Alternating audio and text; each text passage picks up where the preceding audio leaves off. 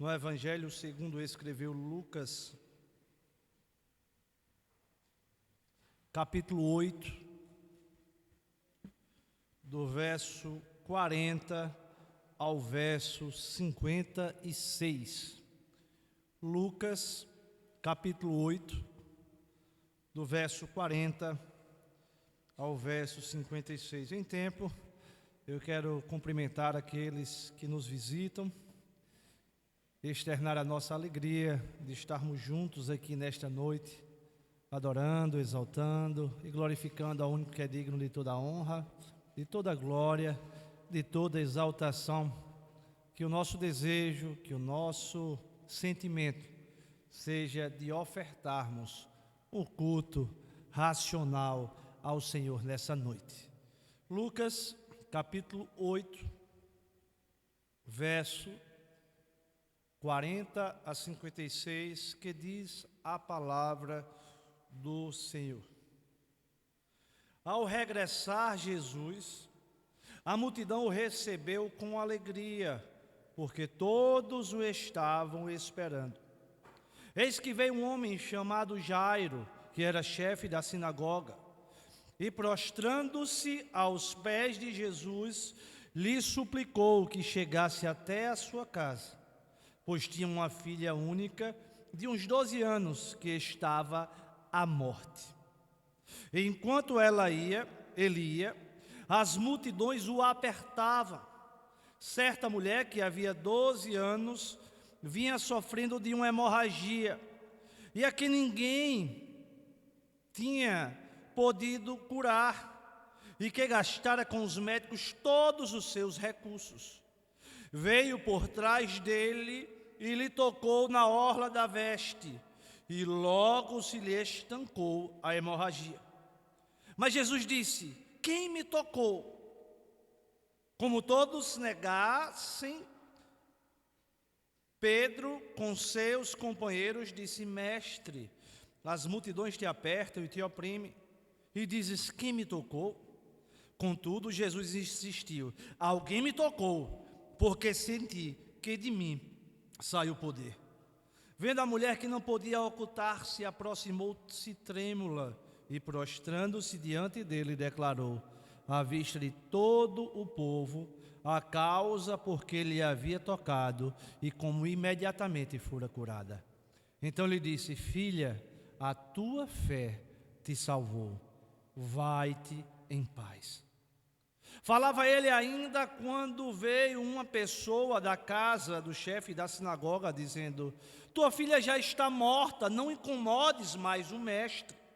Mas Jesus, ouvindo isto, lhe disse: não temas, crê somente e ela será salva. Tendo chegado a casa, a ninguém permitiu que entrasse com ele, senão Pedro, João e Tiago, e bem assim o pai e a mãe da menina.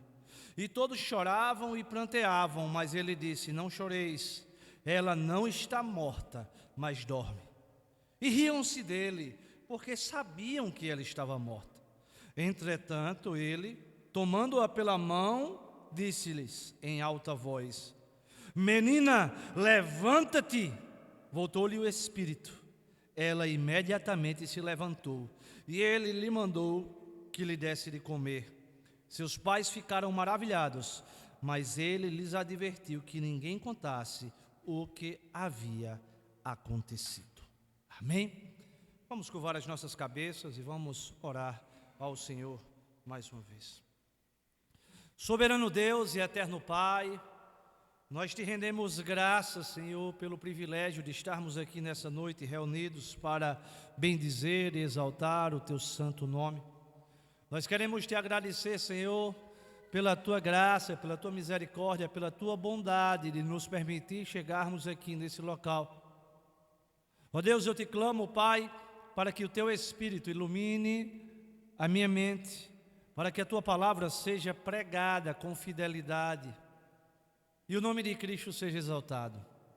Prepara os nossos corações para ouvir aquilo que o Senhor deseja falar por nós, apesar de nós. Que o teu Espírito aplique tais verdades aos nossos corações, para que sejamos conformados, consolados e sejamos cada dia mais parecidos com Cristo Jesus. É assim que te oramos e te agradecemos no nome santo de Jesus. Amém.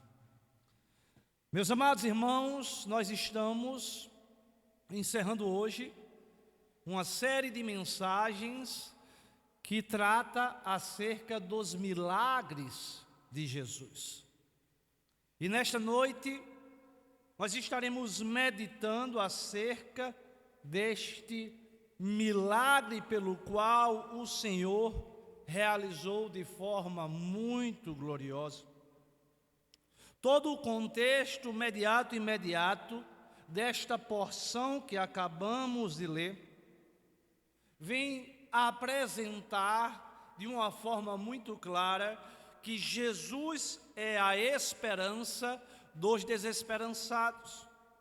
E quando Jesus ele está presente em meio às circunstâncias adversas, as pessoas podem ser surpreendidas e tudo pode acontecer pela manifestação do seu poder e da sua bondade.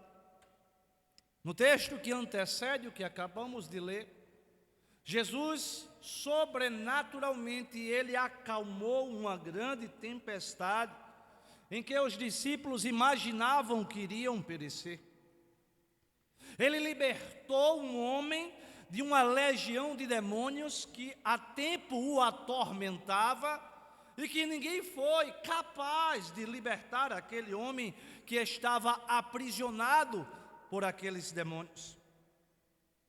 E no texto que lemos, nós podemos perceber que ele também curou uma mulher que estava com um grande fluxo de sangue, uma grande hemorragia, mulher pela qual gastou todos os seus recursos, empreendeu todas as coisas que estavam ao seu alcance, e mesmo assim não foi suficiente. Mas quando Jesus a tocou, ela foi curada. E agora, por fim, nós acabamos de ler que Jesus, ele vai ressuscitar a filha de um líder religioso, mostrando que ele não tem poder apenas sobre os fenômenos da natureza, sobre as enfermidades, mas ele também é o Senhor absoluto que detém a própria vida e ele tem poder para ressuscitar mortos. É interessante que o texto que acabamos de ver, ele traz alguns personagens. E o texto diz que um deles chama-se Jairo, que era o chefe da sinagoga de Cafarnaum.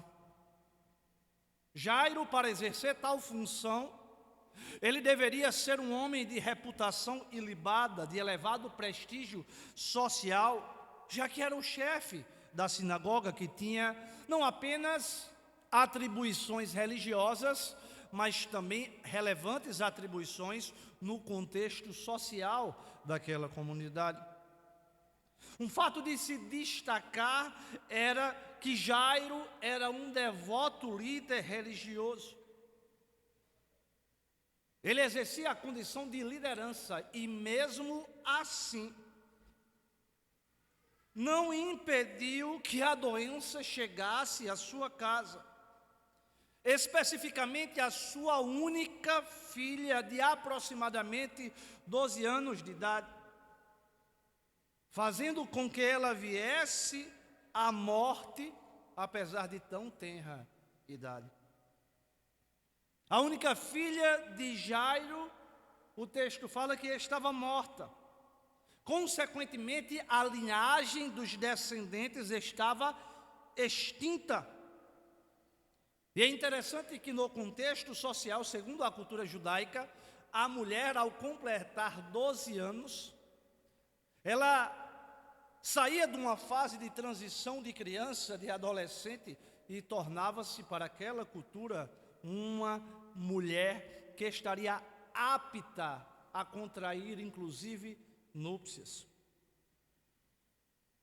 Apesar do texto não falar, diferentemente da mulher do fluxo de sangue, Possivelmente Jairo, ele empreendeu todos os recursos que estavam ao seu alcance, para que aquela sua filha fosse curada da enfermidade que estava assolando. Mas a situação se agravou de forma tão demasiada, que Jairo, num ato de desespero, ele não viu outra alternativa a não ser ir ao encontro de Jesus. Porque as multidões começavam a seguir Jesus, porque a notícia se espalhava que aonde Jesus estava, milagres aconteciam, pessoas eram curadas, fenômenos sobrenaturais ocorriam. E nessa situação de dor intensa de Jairo, o conduziu a ir até Jesus.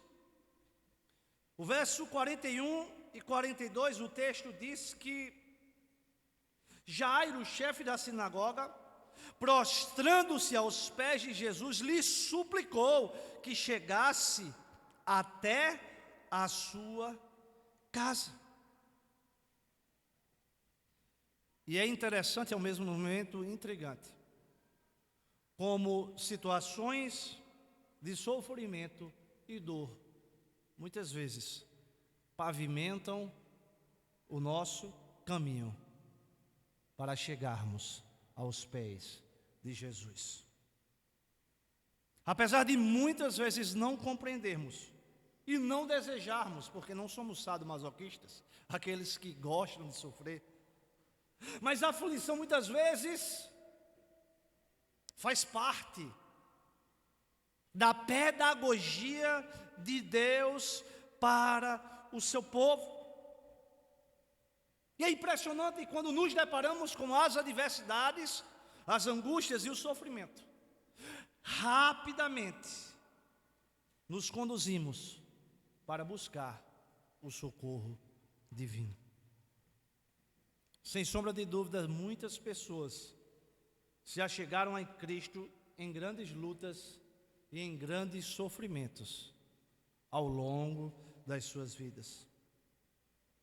Quando a angústia visita a nossa casa, quase como regra, nós nos prostramos diante do Senhor, clamando pelo seu socorro. E com Jairo não foi diferente. Jairo, ele suplicou que Jesus chegasse até a sua casa. No Evangelho de Marcos, no capítulo 5, 23, que tem um paralelo deste texto dos sinóticos, onde eles são repetidos sobre perspectivas diferentes, mas a mesma narrativa. O texto diz que Jairo disse: minha filhinha está à morte, vem, impõe as mãos sobre ela para que ela seja salva e viva. É interessante que Jairo, ele tinha a convicção que se Jesus fosse até a sua casa, impusesse as mãos sobre a sua filha, ela inquestionavelmente seria salva. Jairo, ele crê efetivamente na eficácia do toque salvífico de Cristo. Jairo, ele confia plenamente que Jesus é a esperança para a sua urgente necessidade, que não podia mais esperar, porque a sua filha estava na iminência de morrer. E é interessante, meus irmãos, que o desespero de Jairo levou aquele homem de grande prestígio na sociedade pela qual ele vivia, de quebrar barreiras para ir ao encontro de Cristo. O desespero de Jairo fez com que ele quebrasse barreiras. Porque ele era um homem relevante na sociedade. Ele era o chefe da sinagoga, líder da comunidade. A sinagoga era o lugar onde os judeus liam a lei, o Torá, os salmos, os profetas, aprendendo e ensinando os seus filhos a caminharem no Senhor. Jairo era o responsável por todo o serviço religioso no centro da cidade no sábado. E pela escola e tribunal de justiça durante o resto da semana, porque a sinagoga ela possuía não apenas características, atribuições e legitimidades religiosas espirituais, mas também da vida civil da sociedade. E o líder da sinagoga era um dos homens mais importantes do seu povo. E ele agora tinha de deixar todo o seu prestígio para ir em busca do pobretão de Belém. Não apenas a barreira social, mas ele também tinha de romper a barreira religiosa.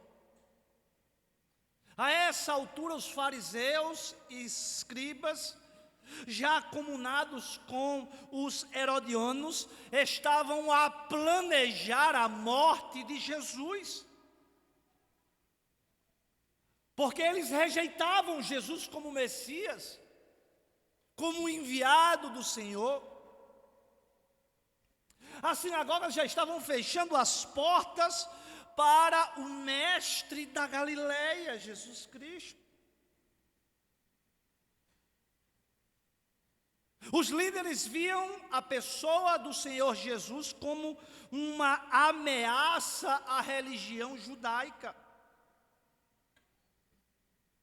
E Jairo ele teve de romper com essa medo de ser criticado, ou até mesmo de ser retaliado, perseguido pelos maiores líderes religiosos da sua nação. Mas Jairo ele estava determinado, convicto, disposto a sofrer as possíveis consequências de se prostrar diante de Jesus. Jairo era um judeu. Muitas vezes nós, como cristãos, que dizemos que servimos a Cristo, temos tanta dificuldade de nos prostrar e nos submeter à vontade do Senhor.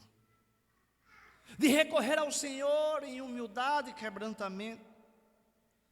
É interessante que o texto diz: e prostrando-se aos pés de Jesus, lhe suplicou que chegasse até a sua casa.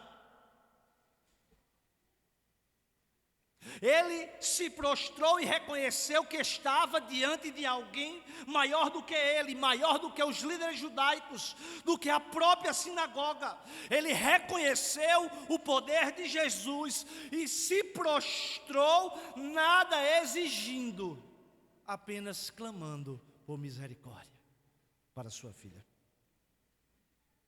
E é interessante, meus irmãos, que no paralelo, no Evangelho de Marcos, capítulo 5, no verso 23, a Bíblia diz que insistentemente Jairo suplicou. Ele não apenas pediu e deixou para lá, ele clamou com perseverança, de forma reiterada, de forma insistente. E ele perseverava na oração.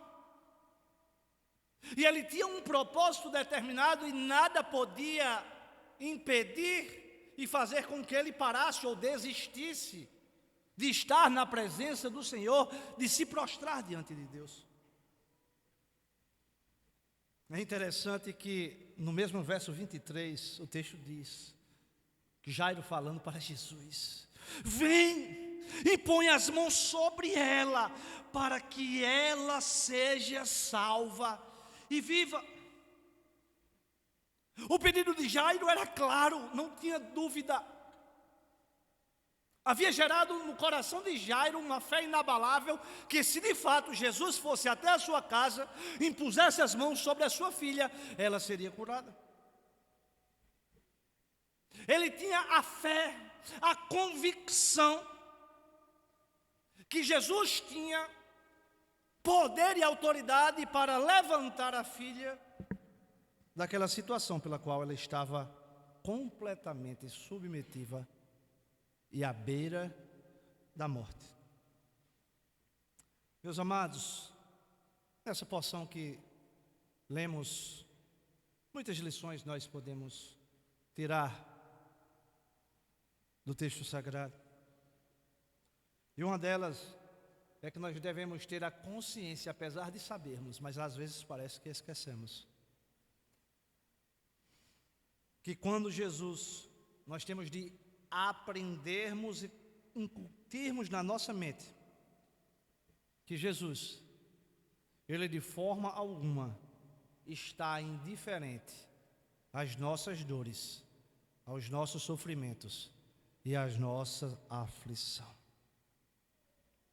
Ao longo da história da revelação progressiva, nós podemos ver que Jesus sempre se importou com as pessoas. O texto que antecede mostra que Jesus fez uma viagem pelo mar revolto da região de Gadara para libertar um homem louco, possesso, endemoniado. Agora ele caminha exprimido por uma multidão para ir à casa de um líder da sinagoga. E durante esse percurso, ele cura uma mulher que há muito tempo estava acometida com um grande fluxo de sangue.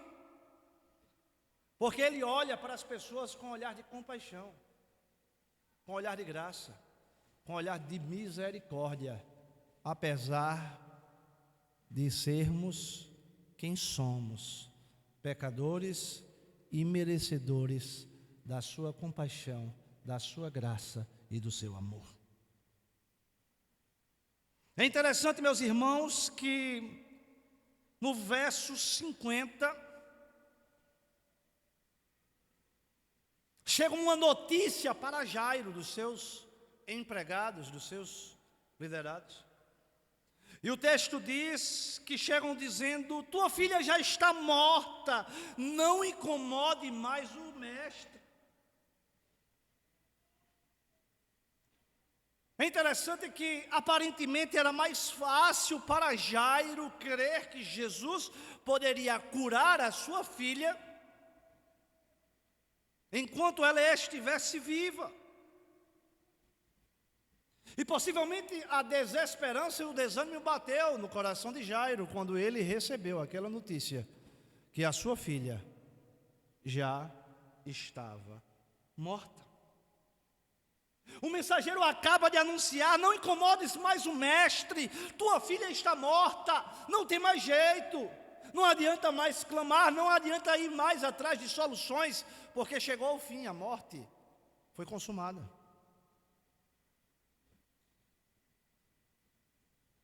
É interessante, e nós aprendemos com a palavra do Senhor, que quando Jesus está conosco, nós não precisamos temer mais notícias, mas confiar plenamente no seu desígnio e na sua vontade para as nossas vidas. Jairo recebe um recado de sua casa: a filha já morreu. Aqueles mensageiros estavam dizendo: olha, agora é tarde demais, não adianta, não perca mais tempo, deixe o mestre partir. Na visão daqueles mensageiros, a esperança havia acabado. A possibilidade do milagre acontecer já havia sido preclusa, porque o quadro de enfermidade tornou-se de morte. Mas é interessante e glorioso que Jesus, sem se apegar às palavras do mensageiro que vinham da casa de Jairo, ele não reconhece a palavra de morte como a palavra final. Ao contrário, ele se contrapõe à palavra da fé. Ele diz: Jairo, não temas, crê somente e ela será salva.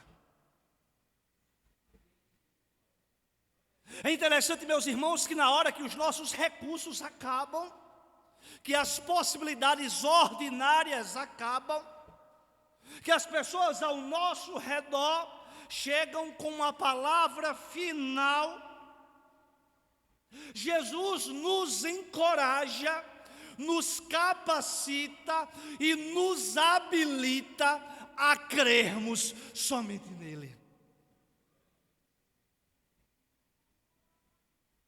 As más notícias, elas não podem nos abalar ao ponto de roubarem a nossa fé e confiança no Senhor. É interessante que quando nos deparamos com as más notícias, somos assaltados pelas más notícias, muitas vezes ficamos moribundos, cabisbaixos. Achamos que de fato chegou ao fim. E é interessante, meus amados irmãos, que eu e você, na nossa mente, nós traçamos o tempo, a forma, o mecanismo e os instrumentos que Deus vai usar, na hora que Ele vai usar, como Ele vai usar para realizar os nossos desígnios. Parece que nós queremos fazer com o Senhor como um fantoche, onde nós controlamos a forma e o tempo que Ele vai agir. E é interessante que no verso 42 e 43, nós percebemos que, e temos de aprender e compreender, que quando Jesus está conosco, os imprevistos humanos não podem frustrar os seus desígnios e os seus propósitos para as nossas vidas. O texto fala que enquanto ele ia, as multidões o apertavam. E Jairo estava angustiado, a filha estava doente, o tempo estava passando, e eles estavam a caminho da casa de Jairo. Mas de repente surge aquela mulher do fluxo de sangue. Na visão de Jairo, para retardar a chegada de Jesus à sua casa. E possivelmente Jairo, como pai, se desesperou. Fazendo uma péssima analogia, a mesma coisa de você chamar uma ambulância, está indo dentro da ambulância para prestar um socorro. Aí no meio do caminho a ambulância para prestar atendimento a outra pessoa, ao invés de ir para o seu destino final. Vai atrasar o destino final. E Jairo se angustia, porque Jairo era humano como eu e como você, caído, suscetível das angústias e agruras deste mundo caído. Mas é interessante que Jesus, neste contexto, ele não está tratando apenas da enfermidade da mulher do fluxo de sangue, mas ele também está tratando e trabalhando no coração de Jairo, porque aquela demora, sob uma perspectiva humana, era pedagógica, estava a ensinar algo para Jairo. E semelhantemente nas nossas vidas, quantos de nós não choramos e clamamos: Senhor, há tanto tempo, o Senhor fez a promessa, mas eu não estou vendo nada. Dias, meses, anos e décadas, e parece que absolutamente nada acontece. E quão desafiador é esperar e perseverar o tempo de Deus, nos mantendo firmes e esperançosos nas promessas do Senhor para as nossas vidas. Não é fácil.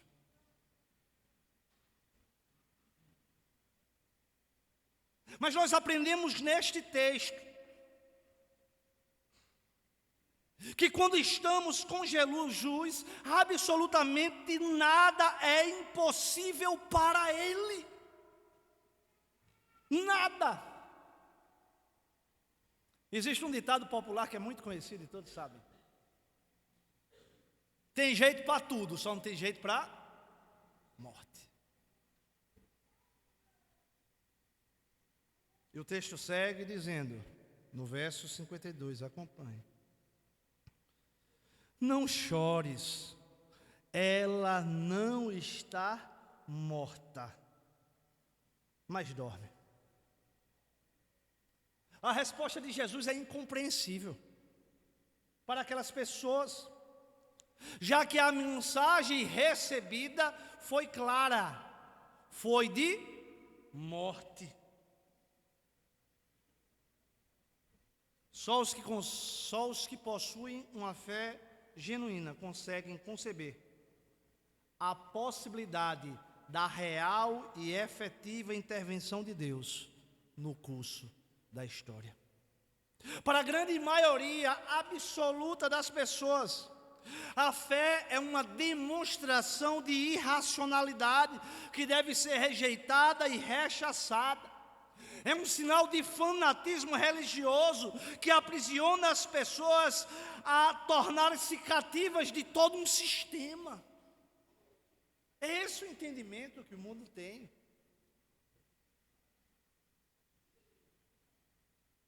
Os que estavam lamentando, aqueles que informaram Jairo e os próprios pais, sabiam que de fato a criança estava morta. Não se tratava de sono. Jesus disse que ela estava apenas dormindo, pois ele não fez um prognóstico físico, mas um prognóstico espiritual. Ao longo dos séculos, os incrédulos escarneceram e riram da nossa fé. Mas Jesus continua operando milagres extraordinários e trazendo consolo e esperança para aqueles que o seguem. O nosso Deus permanece soberano, manifestando o seu poder para o louvor da sua glória. No verso 54, o texto diz: entretanto, ele, tomando-a pela mão, disse-lhe em alta voz: menina, levanta-te. Meus amados irmãos, a palavra do nosso Deus, ela permanece tendo poder e autoridade. Todas as descrenças e dúvidas foram vencidas pela palavra do poder de Jesus. E aquela menina que estava enferma, aquela menina que progrediu para a morte, ela agora estava de pé, porque o autor da vida assim determinou. Os mensageiros que foram a Jairo e a multidão que estava em sua casa pensaram que a morte era o fim da linha, uma causa perdida, uma situação irremediável. Mas a morte também precisa bater em retirada diante a autoridade do Deus Criador de todas as coisas, que se revelou na plenitude dos tempos na pessoa do Senhor Jesus Cristo. Absolutamente nada é tão poderoso ou tão definitivo diante do nosso Deus. E é interessante que diante do coral da morte, que anunciavam a morte daquela jovem, ergueu-se um solo uníssono da ressurreição. Menina, levanta-te. E diante da voz do onipotente Filho de Deus, a morte curva sua fronte altiva, dobra seus joelhos e prostra-se vencida perante o Criador e Governador de todas as coisas, Cristo Jesus. O comentarista disse: para Jesus não há causa perdida. Ele dá vista aos cegos, levanta os paralíticos, purifica os leprosos, liberta os possessos, cura os enfermos e ressuscita os mortos. Hoje Ele dá vida aos que estão mortos em seus delitos e pecados. Ele arranca do império das trevas os escravos do diabo e faz deles embaixadores da vida. Ele arranca um ébrio, um drogado, um criminoso do porão de uma cadeia e faz dele um arauto do céu. Ele apanha uma vida na lama da imoralidade e faz dela um flacho de luz. Ele apanha uma família quebrada e faz dela um jardim engrinaldo de harmonia, paz e felicidade. Esse é o Jesus que nós estamos falando, o Jesus de ontem, de hoje, de eternamente, que permanece se manifestando o seu poder para que o seu nome seja glorificado. Toda vez que eu prego, e Deus é tão gracioso comigo, que todas as vezes me dá a oportunidade de eu pregar domingo de carnaval. Eu acho que desde que eu cheguei aqui nessa igreja, todo domingo de carnaval, sou eu que prego, pastor Ivan vai para a consciência cristã.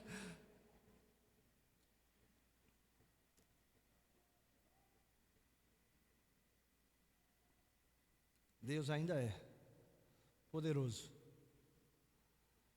para resgatar ébrio, prostituto, depravado, que está imerso num charco de lama e de corrupção, porque a sua misericórdia, ela continua se renovando a cada manhã. Existem situações que nos deparamos, que sob uma perspectiva humana, é absolutamente impossível. Apostas foram feitas. Uns diziam que eram 15 dias, outros 30, outros deram até 90 dias.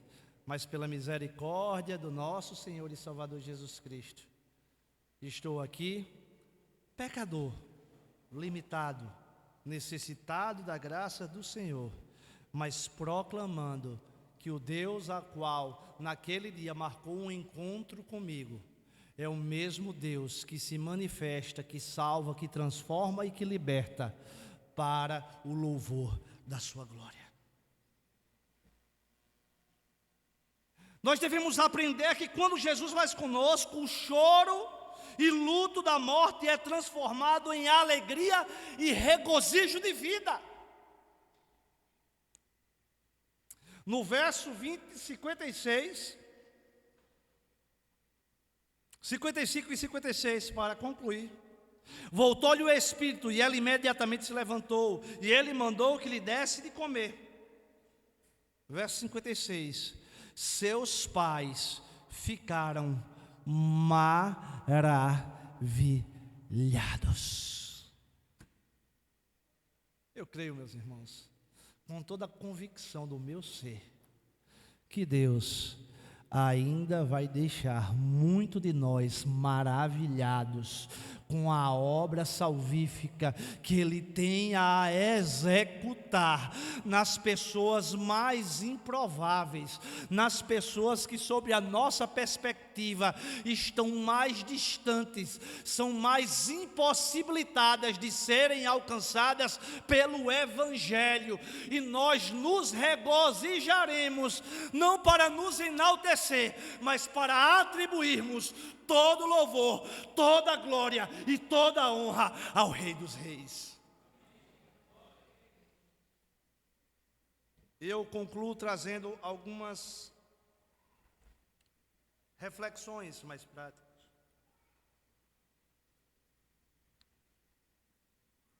Nós não podemos crer e tratar Jesus apenas como um grande sábio e mestre. No texto disse: não perturbais mais o mestre. Nós não podemos enxergar Jesus apenas como um mestre moral,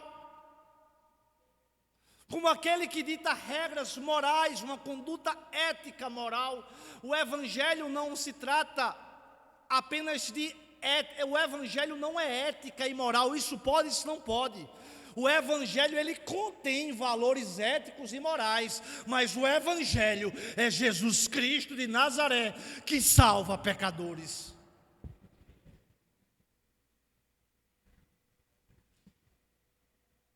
Nós devemos olhar a Cristo não apenas como mestre moral, mas como o Filho de Deus, o Senhor do universo e o Senhor das nossas vidas. Para C.S. Lewis, Jesus não pode apenas ter sido um grande mestre. Atente em mim para isso, olha que coisa tremenda.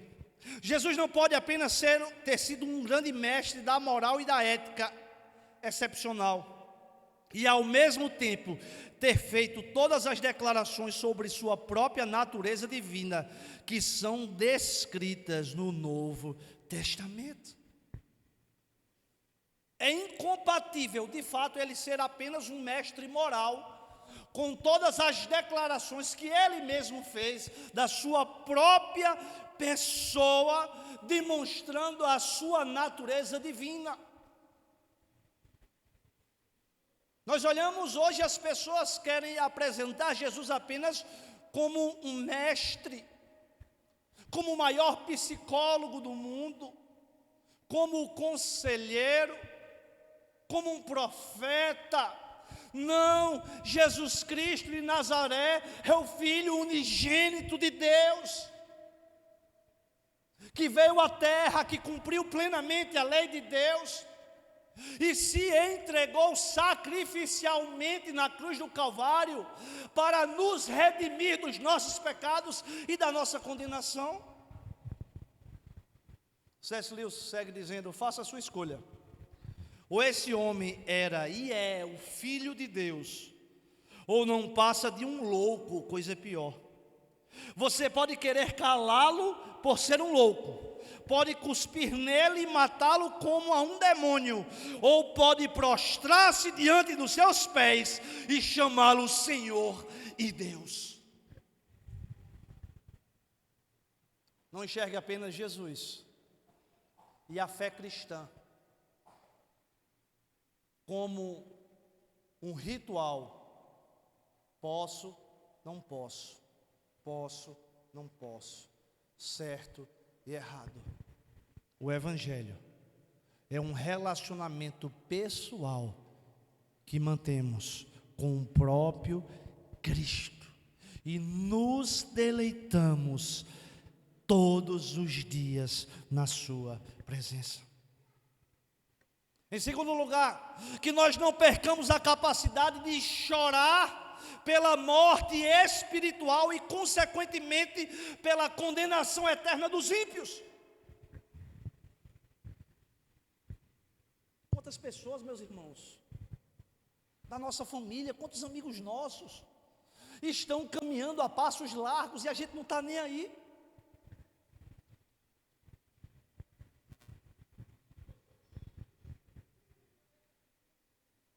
Os nossos olhos foram desvendados. Nós passamos a enxergar e a contemplar o esplendor da glória de Deus, a sua maravilhosa graça, a sua misericórdia, o seu amor. E o texto fala aqui que as pessoas estavam chorando, angustiadas, porque aquela jovem havia morrido. Nós, como igreja do Senhor, falhos, sim, somos falhos, pecadores, mas redimidos pela graça de Deus, num processo de santificação. Não podemos ser indiferentes pelos perdidos. Não podemos perder a capacidade de chorar pela morte espiritual de tantas pessoas. O grande avivalista George Whitefield, certa vez, ele orando ao Senhor, ele disse: dá-me almas ou toma a minha vida. Há uma paixão por almas, uma profundidade de dor em favor das pessoas, um cuidado pelo rebanho de Deus desafia a capacidade de palavras, suspiros e lágrimas.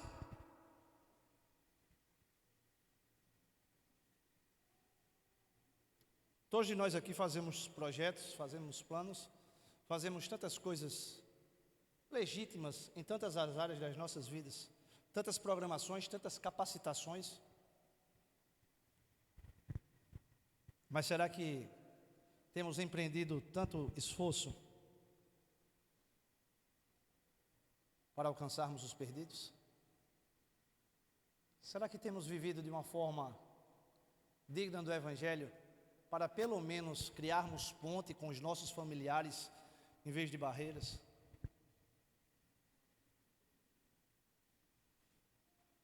Puritano, certa vez, ele disse: ó Deus, quantas vidas incontáveis estão passando para a eternidade, em cada breve momento da nossa existência, destinados a morar contigo ou a gemer no inferno em sofrimento.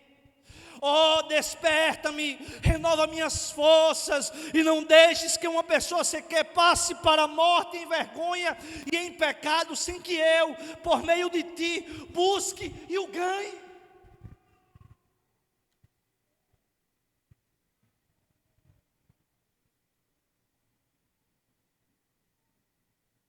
Que o Senhor desperte nos nossos corações. Ai, pastor, os enjaulados. Nós não ganhamos ninguém para Cristo, é verdade, é Cristo que alcança os corações. Mas nas Escrituras, a palavra do Senhor diz lá em Romanos, que a fé vem pelo ouvir e ouvir a palavra de Deus. E as Escrituras não me falam que são os anjos que vão descer para pregar as Escrituras. Não. É eu e você que devemos apresentar o Evangelho da graça do Senhor. E por último, Jesus veio ao nosso encontro e continua indo ao encontro de mortos espiritualmente, concedendo-lhes vida eterna mediante a fé em Jesus Cristo. Nos evangelhos estão registrados que Jesus realizou 3 ressurreições durante o seu ministério. O filho da viúva de Naim, a filha de Jairo e Lázaro. Mas Jesus, ele ainda continua a ressuscitar mortos espirituais. E ele continua a salvar ímpios, pecadores, pela sua graça, mediante a fé em Jesus Cristo. É interessante, meus irmãos, que aonde Jesus Cristo chega, entram a cura, a libertação e a vida eterna. Onde Jesus intervém, o lamento e o desespero são estancados e cessados. A morte, com seus horrores, não pode mais ter a palavra final. A morte foi tragada pela vitória. Na presença de Jesus, nós temos a alegria acircunstancial e atemporal. Não importa a circunstância, não importa o tempo, não importa o que está acontecendo, a nossa alegria é no Senhor. Só Ele pode acalmar os vendavais que assolam as nossas vidas, aquietar o nosso coração e promover a esperança que não pode ser roubada em meio ao desespero. Jesus continua sendo a esperança para os desesperançados. Ele mostrou isso nos evangelhos. E Ele continua mostrando no nosso meio. Coloque as suas causas diante do Senhor. Se prostre aos pés do Senhor. Que nós possamos nos quebrantar, nos lançarmos diante do Senhor, para que possamos caminhar com Ele. Que nós possamos ser transformados pelo seu poder.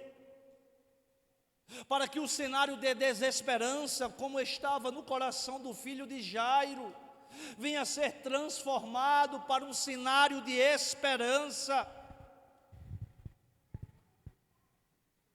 Por último, nós vimos que o milagre de Jesus, ele promove admiração. E eu encerro, meus amados e queridos irmãos. Não existe ninguém morto aqui. Hoje à noite, possivelmente, ninguém vai sair daqui para nenhum velório, para sepultar fisicamente um ente querido, um filho, um parente, um colega. Mas nós sabemos e temos a consciência que estamos diante de muitos mortos vivos,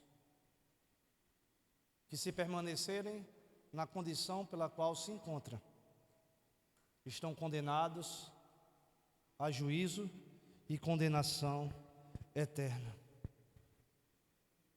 A filha de Jairo estava morta.